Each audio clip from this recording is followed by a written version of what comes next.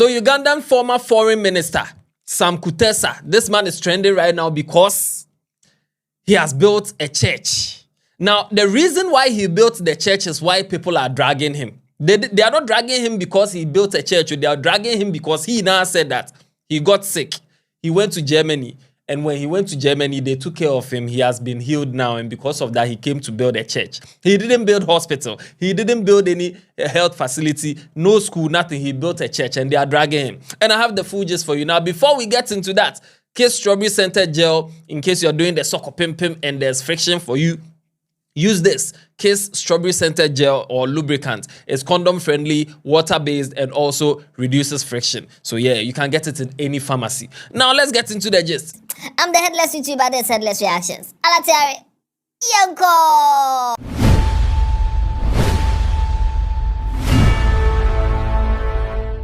So this man, Sam Kutesa, this man was former Minister of Foreign Affairs or Foreign Affairs Minister in Uganda. And if you Google his name, the first thing that comes up, like if you Google his name, the overview is that Sam Kutesa is a Ugandan politician, businessman, and lawyer involved in several corruption cases. Hey! You Google somebody's name and the first sentence is that you are involved in many corruption cases. Also, by the marriage of his daughter with Muhoozi, he became part of the inner circle of the President Museveni. Now, you know, Ugandan President Museveni, his son married this man's daughter. So right now, this man, he and the president, they are in-laws. And that's how he entered the inner circle. Now, what happened? This man said in November 2022, he got sick. He was diagnosed with throat cancer. Throat cancer. And the whole Uganda, he couldn't get treatment. They had to fly him from Uganda to Germany. He spent 6 months in Germany doing chemotherapy and radiotherapy. And then he was healed. Or cured. Not healed, cured. Now, after he was cured, he promised God that he will build a church for God. Now, me say, these are African leaders and the way they promise God that they will build church for God. Hey. So right now, he has built the church and they went to commission the church.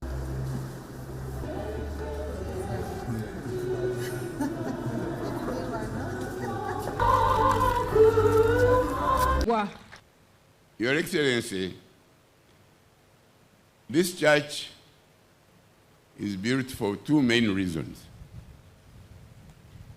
The major reason is in memory and thanks to our parents who received salvation and accepted Jesus Christ as their Lord and Savior and spread the gospel in this part of the world.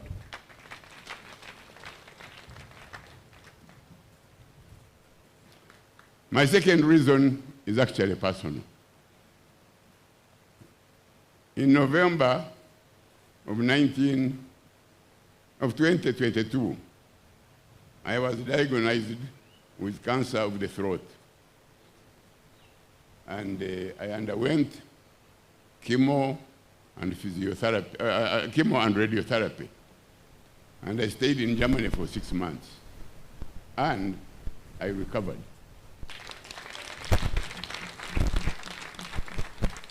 When I got up out of that nasty experience, I promised God and myself that I would build him a church in his honor. Oh, clap for him, clap for him, clap for him. And clap for him. He has built a church. He has honored his promise. He made a promise to God and he has honored it. Unlike some man in Ghana that he promised God that he will build a church, but he didn't. But, you know, that's for another issue there. Hey! So this man has built the church, no problem. And the church is worth 1.5 billion Ugandan shillings. If you convert this into dollars, in today's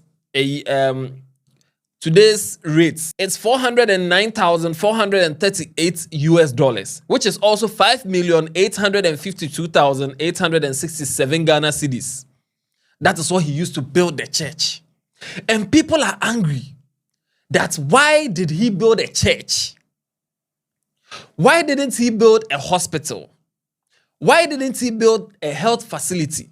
When he went to Germany, all the equipment that they used to take care of him, couldn't he have built a hospital so that if somebody else has this same throat cancer in Uganda and the person can't afford to fly to Germany, the person can get treatment in Uganda? Or you're saying if the person is sick, the person should go to the church and go and pray. Hey!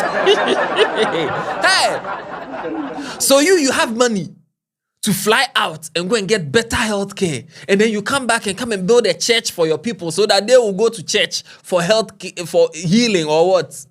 And people are angry. If you go and check the comment section, it's crazy. Let me read some of the comments out here for you, and then we'll get deeper into the story. Now, some people are saying that, dear Ugandans, when you fall sick, go to Germany. Our good hospitals are there. So when you are sick, you should know that Germany. But when you need salvation, there are churches in Uganda. Somebody said, we are fucked, man. He got hospitalized in Germany, never got inspired by the medical infrastructure, professionalism in medical care, and came back to build a church which heals souls, not bodies.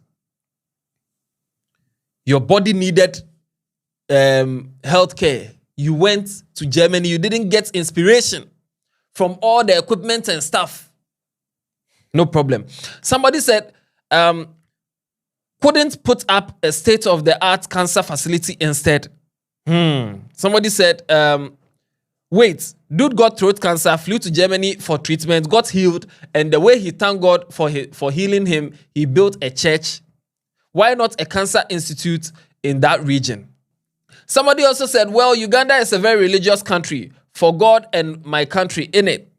Before I watched the video, did the sheep applaud him? Oh yeah? Oh, what do you mean sheep? But anyway, he was applauded. Now you can imagine, a lot of people in the comment section are angry that, so this man couldn't have built a hospital or something and instead built a church.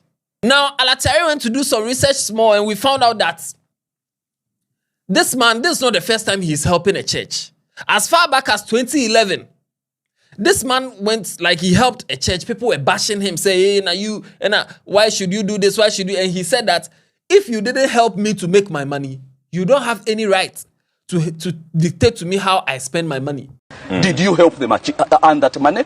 Now, idleness is telling somebody how to spend their money when you had no input in how they earned that money.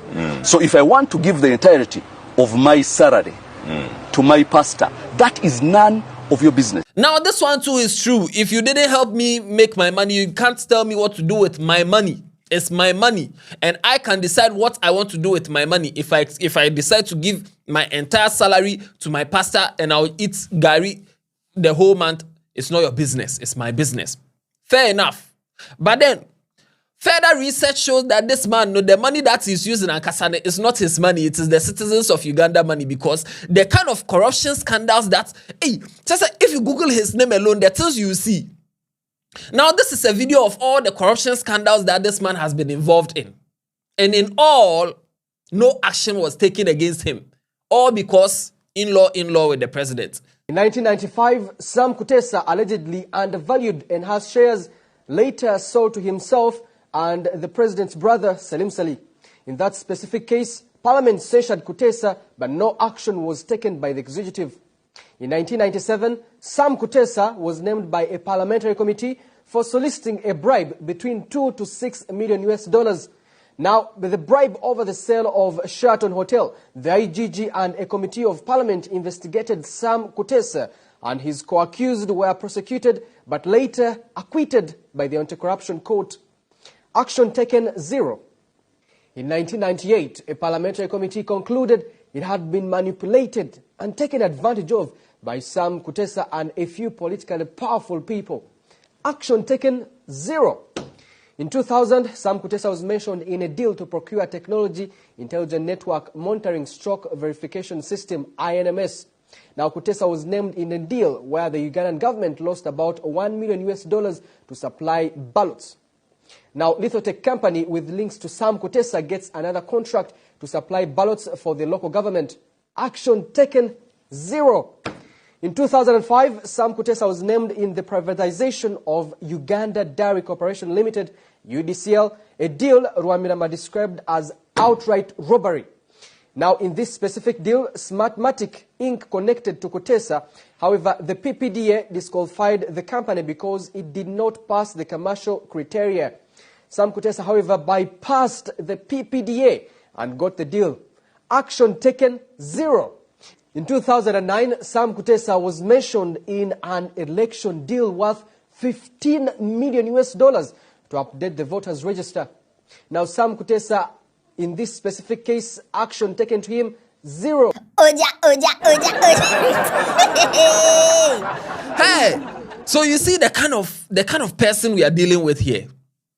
See the kind of person. So technically, he's using Ugandans' money to do something like this. Instead of this man has enough, like African leaders. You guys have enough to change and transform Africa. But for some weird reason, you guys are not doing it. You got sick, and because you can afford to go to Germany, you went to Germany. What about the poor people who can't afford to go to Germany for treatment? Where do we go to? Now, the artworks have started coming. Somebody has designed an artwork, taxpayers' money. He got throat cancer. He has gone to Germany. And when he came back, he built a church. And he's telling the people that go to church and pray for healing. But me, I'll fly to Germany for healing. Now, this has made more people in Uganda start mentioning this name, Samuel Leeds. Samuel Leeds. If you go and check the comment section, you see Samuel Leeds. Samuel Leeds. Who is Samuel Leeds? Samuel Leeds is an English YouTuber and a property investor. This man went to Uganda and he got involved in an accident in Uganda. The accident was so bad that they couldn't fly him out of Uganda to get his treatment. He lost a lot of blood. There was no time. So they had to treat him in Uganda. And while they were treating him, he saw how bad the place was, how they lacked infrastructure and all these things. That's the inspiration he got.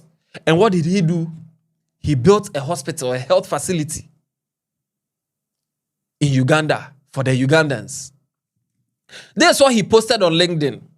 He said that, I had a really bad accident and almost died by falling down a waterfall on the river now and landed straight into the rocks. Unfit to fly home, stuck in Uganda, left for dead. Dr. Jamela saved my life. She was one of the very few Ugandan orthopedic surgeons that just happened to be in the area the day of my accident. I won't post the photos of my injuries because it wouldn't be appropriate for LinkedIn, but I lost 25% of my blood in that accident. While in the hospital, I saw the drastic healthcare needs in the area firsthand. No space, not a single resident surgeon on site. This is what prompted the construction of this new 64-bed hospital ward, which is filled with new doctors, nurses, and resident surgeons. Oyibo man got an accident in Uganda. And because he saw how the place was bad, he built a 64-ward hospital with doctors, resident surgeons, equipment and everything. But a Ugandan billionaire, he couldn't get healthcare in Uganda. He flew to Germany. And he didn't get inspiration to come and build an ultramodern cancer treatment center in Uganda. He got inspiration and promised God that he will build a church for God. That man in the Bible who promised to build a church for God, he has worried Africans. Hey, so if nobody had promised God to build a church for God in the Bible, like what will you promise God? Your people are suffering. You can look at it from any way you want to look at it. Some people can look at it from the other side and say that he's doing something good because he's helping to spread Christianity and, religion and all that. Somebody even said that the way people are so angry over Sam Kutesa's church, you would think he built a guillotine. Like you would think he built a torture machine or something. If the former minister had built up a classic discotheque for the people of Sembabule to dance the night away, nobody would be telling him about hospitals, schools, or latrines. You see the angle this person is taking it from? That because he built a church, that's why people are angry. If he had built a hospital, if he had built a disco, a nightclub, people wouldn't be angry like this. So you can take it from any angle you want to take it from. You can see the good side of it, that, he has built a church to honor God and also to spread evangelism and all that. You can see it from that angle. You can also see it from the angle of, why didn't you build a hospital? Why didn't you get the cancer treatment equipment? Because you can do it. You have the funds. African leaders are rich. African leaders have money. You saw the video mentioning $2 million, $5 million, all these things they can't. And if somebody is doing the thing for the people they'll be attacking the person. But anyway, let me know what you think. Do you support him for building the church that he has honored God? He has, at least, he has fulfilled his promise to God. Or you think he should have been inspired by the infrastructure in Germany to come and do something health-wise, to come and build a health facility in Uganda instead of building a church, which is for salvation and spiritual healing, not physical treatment? Let me know in the comment section. Watch other videos on this channel. Tell somebody about Headless. Subscribe to the channel if you haven't. And I don't know. Yeah, Yapon.